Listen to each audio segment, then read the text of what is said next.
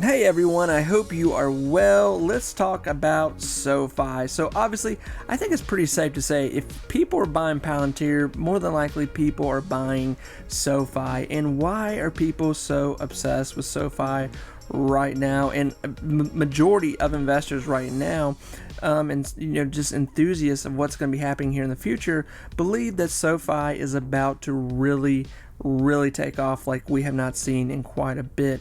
So why is that? Simply because more than likely one of SoFi's main bread and butters is student loans. Obviously, this is a company that's doing more than that, but we're not going to get into that. Obviously the main thing right now is that by the end of this year, SoFi could be making a lot more money, and that is what people are betting on for more than likely their quarterlies that will be at the end of the year and going into 2024 first quarterlies. So this is why people are saying there's massive opportunity right now. And people that have these student loans, I feel for you. I get it. I really do. It's a crappy situation that a lot of people, they don't have money to pay back right now, and I get it that it is what it is.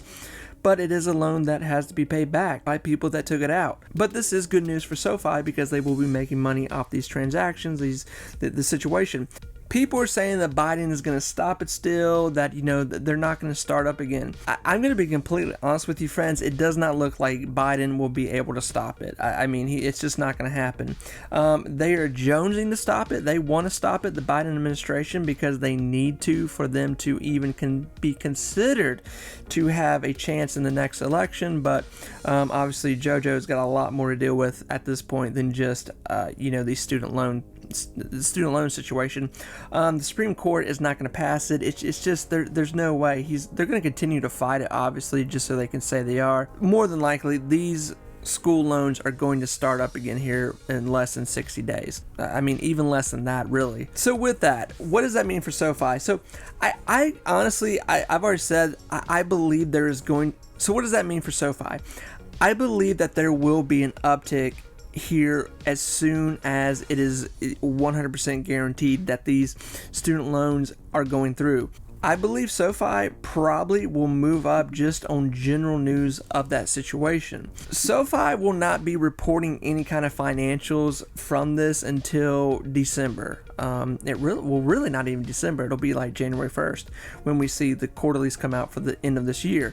So this is going to be obviously a long-term investment, and I'm talking to long-term investors right now. I'm not talking to people who are like trying to buy this week, sell next week, buy next week. I know we're not talking about that.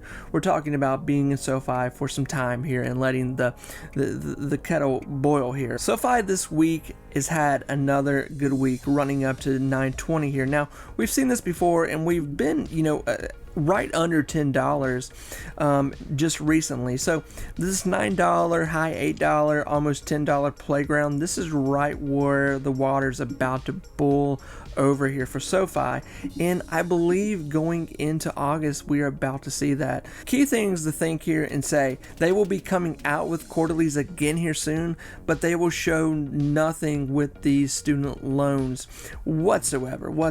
So I saw some people saying that that's not the case. But when and if these loans start to be paid on again, I believe just off the notion of that SoFi will break this $10 mark and probably run into a $13-14 mark very, very easily, and then probably settle somewhere back down into a $12 to maybe even a $13 range. And that's just what I'm thinking here. And it has really nothing to do with even numbers, and that's really what I'm trying to say. Like there's no numbers to back it up right now. We have no proof. We just know that this company will be bringing in a lot more revenue. And this is a company that was devastated when COVID hit because student loans were locked down and they weren't getting paid. And that's one reason that you're looking at SoFi right when COVID started here, or on a good day in some high 20s. But when COVID hit, it just fell to pieces. I'm buying now, and I'm looking forward to going into next year with SoFi when they start reporting on these next quarterlies. That is really the game plan that is happening right in front of us.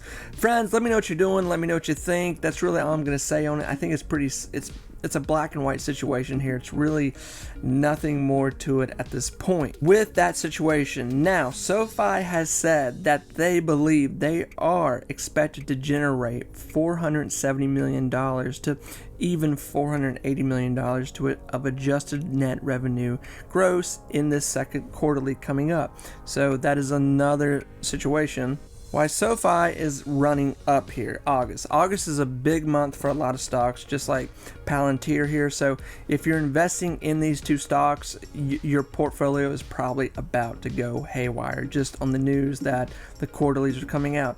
And honestly, we're expecting good news with SoFi, and we're expecting good news with Palantir. We're expecting really big numbers, and this is why I've been saying, like, hey, you're gonna miss the boat. You're gonna miss the boat.